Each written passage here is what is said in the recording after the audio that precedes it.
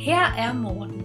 Morten er en glad og frisk dreng på 16 år, der elsker sin mors frikadeller og er Real Madrid-fan.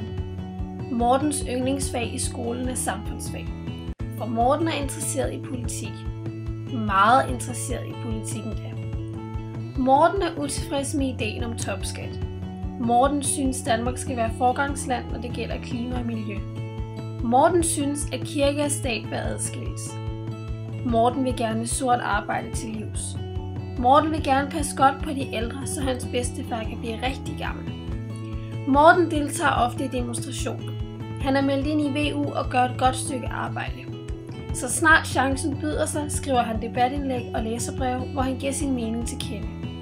Men Morten ville ønske, at han boede i Østrig, for så kunne han stemme.